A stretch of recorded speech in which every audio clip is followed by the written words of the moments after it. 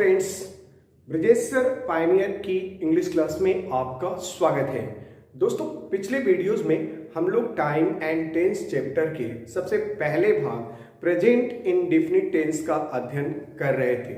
उसमें हमने आपको ट्रेडिशनल रूल के अलावा 4 स्ट्रक्चरल या एडवांस रूल भी बताया था। इंडेफिनिट के सवालों को सॉल्व करने का 4 रूल बताया था। अब हम उसी क्रम को आगे बढ़ाते हुए प्रेजेंट इंडेफिनिट टेंस का और कहां प्रयोग होता है, इसकी चर्चा इस वीडियो में करने वाले हैं। तो आइए देखते हैं छठवां रूल जो एडवांस रूल है वो क्या कहता है।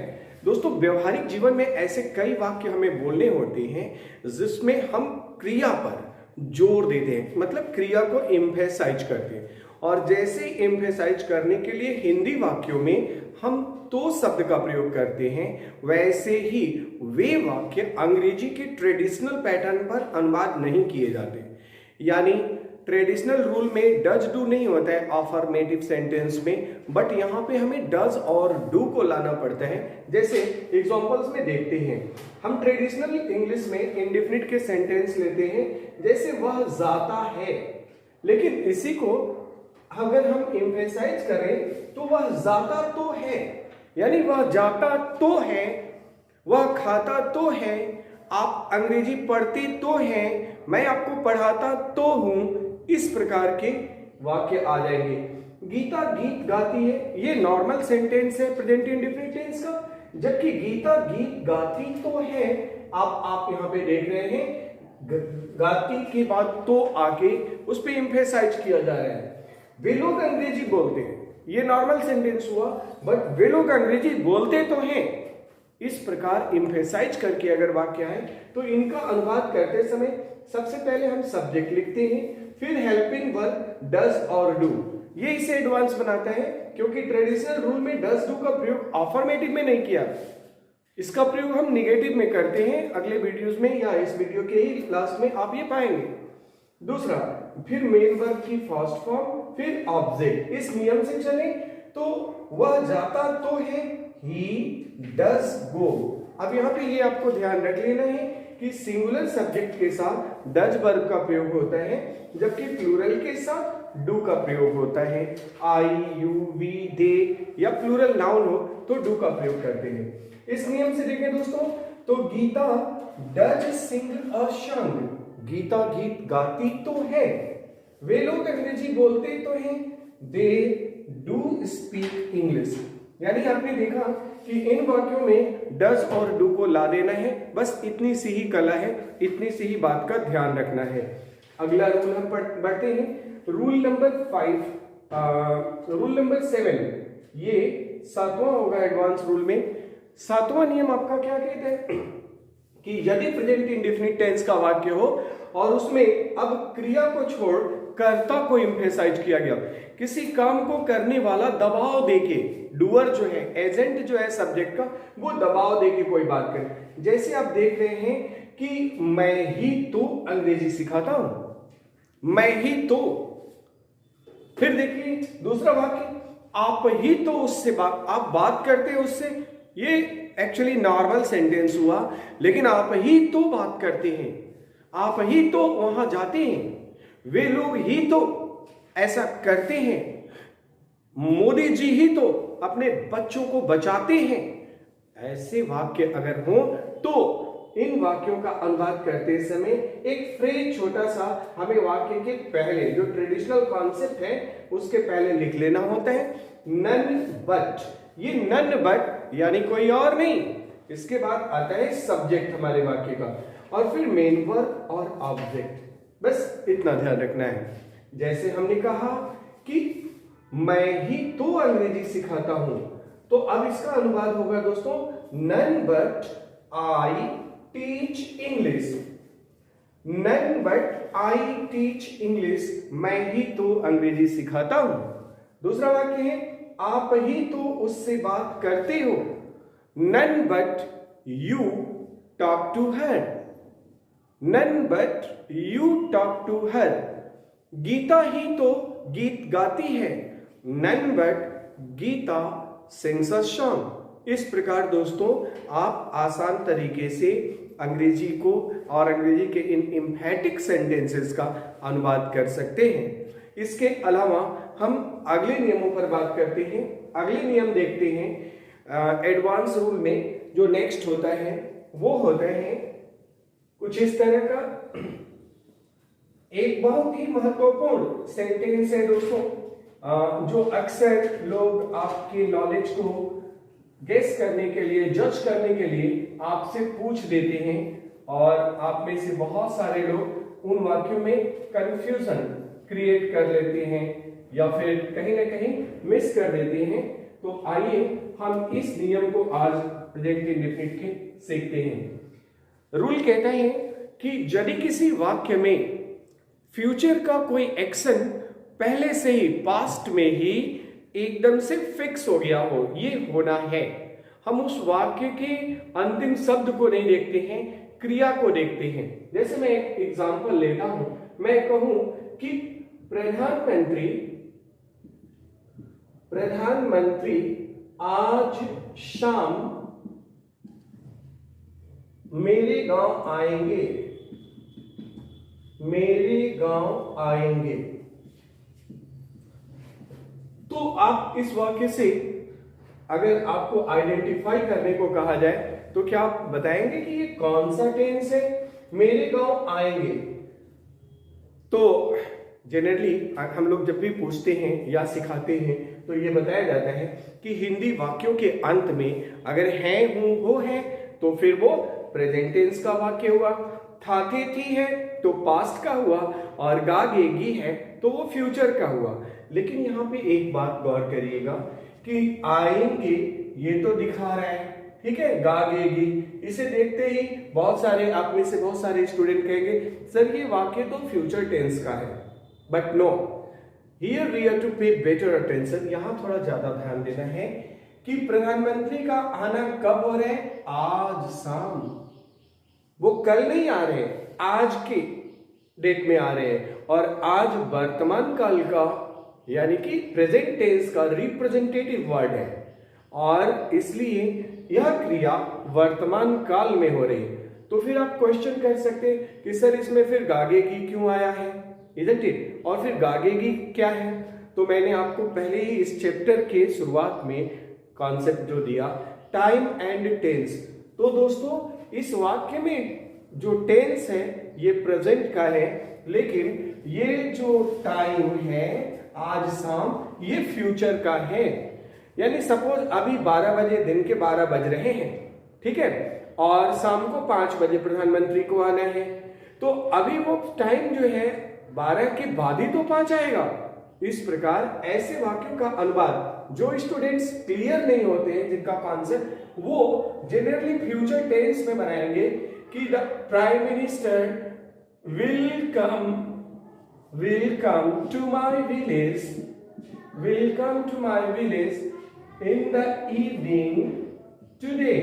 in the evening today, ऐसे वो अनुवाद करते हैं।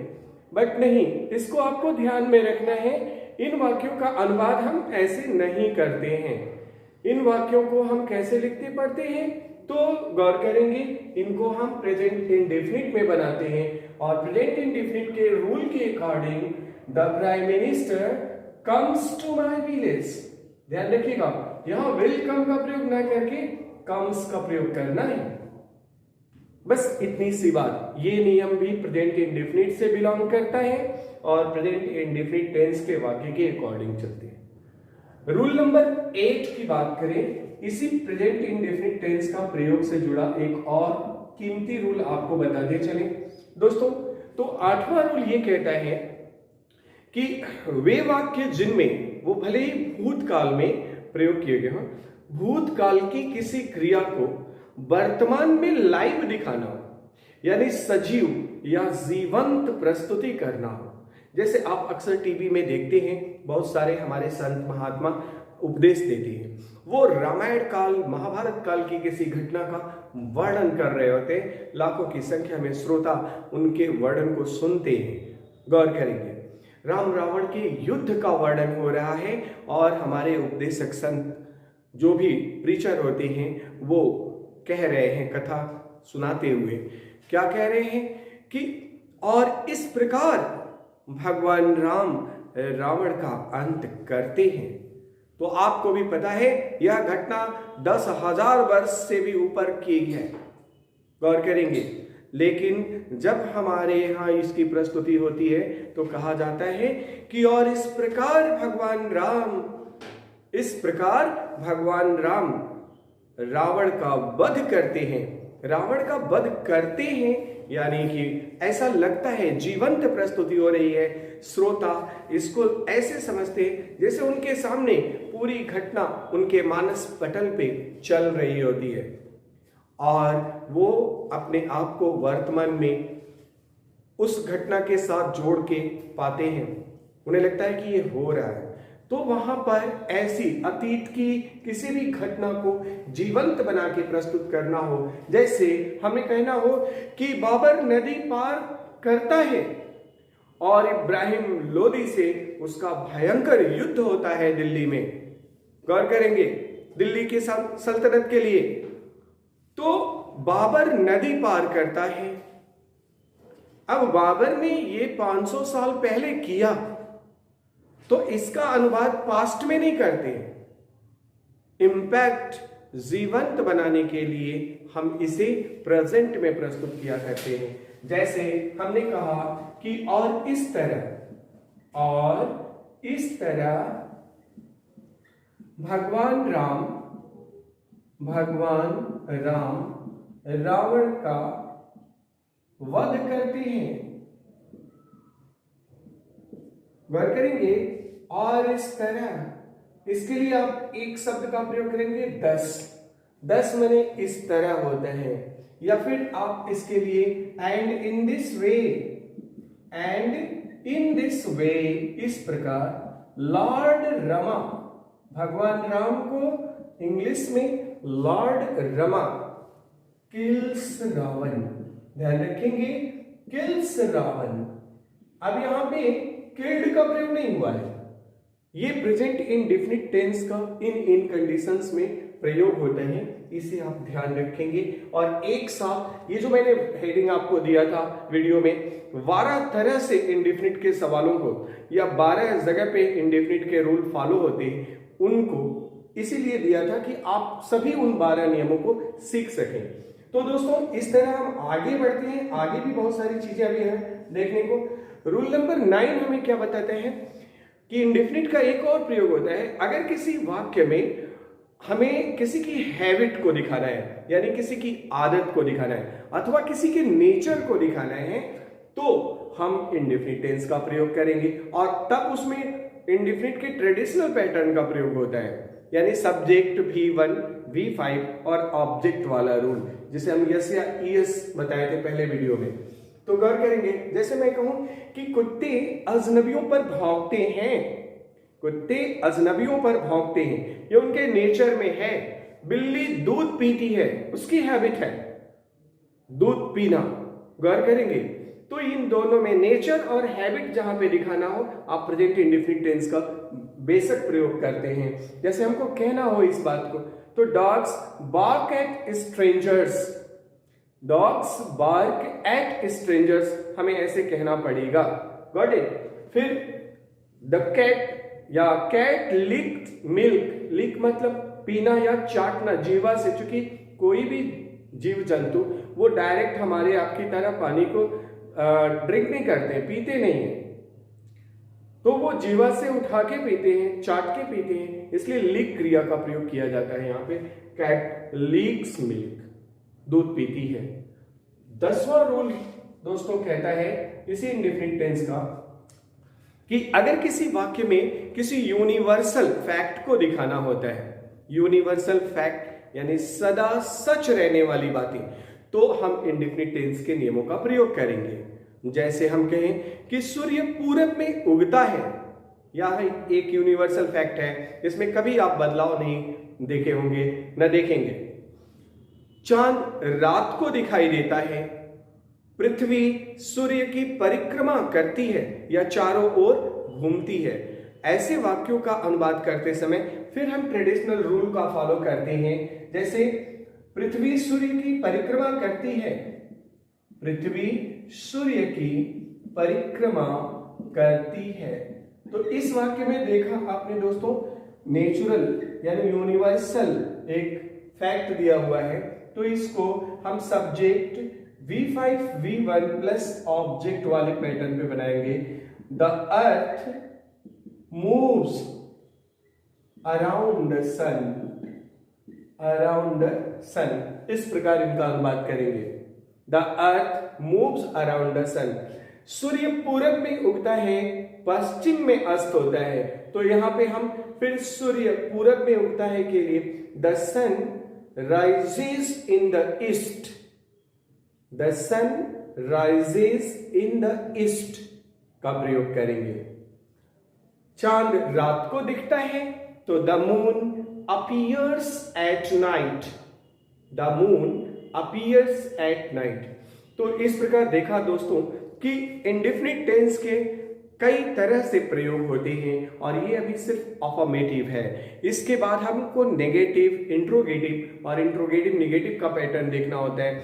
नेगेटिव सेंटेंस में इंडेफिनिट के हमें एक हेल्पिंग वर्ब मिलती है जो अभी पहले हमने इंट्रोड्यूस किया था, और उस हेल्पिंग वर्ब को हम डज या डू कहते हैं। बहुत ही आसान है, मैं उसे इसी में समराइज कर रहा हूं ताकि जो दूसरा वीडियो होगा वो प्रेजेंट कॉन्टिन्यूअस टेंस पे होगा। प्रत्येक पार्ट पे एक वीडियो आपको, शॉर्ट वीडियो, ताकि एक दिन एक क्लास में आप इजी गोइंग में सीख सके। आइए इसके नेगेटिव सेंटेंस को देखते हैं। नेगेटिव का रूल क्या कहता है? जैसे सबसे पहले आपको सब्जेक्ट लिखना होता है।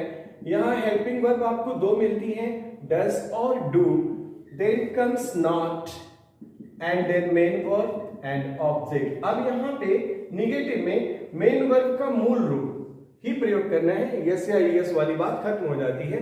डज डू की बात कर रहे हैं, सहायक क्रिया है, एक वचन के साथ डज और बहुवचन के साथ डू का प्रयोग करेंगे। जैसे मैंने कहा, कुछ एग्जांपल लेते हैं कि वह शहर में नहीं रहता है, आप गीत नहीं गाते हैं। ऐसे वाक्य हो दोस्तों, तो जिसके अंत में ता है, ती है और फिर बीच में नहीं भी आए, तो रूल के अकॉर्डिंग वह शहर में नहीं रहता है, सिंगुलर है, तो वह की अंग्रेजी ही लिखेंगे। एक वचन के साथ ही डज नॉट को डाउन करेंगे, डज नॉट। रहना, रहना की अंग्रेजी leave in the city, he doesn't live in the city। आप गीत नहीं गाते हैं, तो you प्लूरल होता है, इसलिए यहां do का प्रयोग करेंगे। not और गाना की अंग्रेजी sing a song। बहुत ही आसान है, उम्मीद है कि ये क्लियर हो जा रहा है आपको।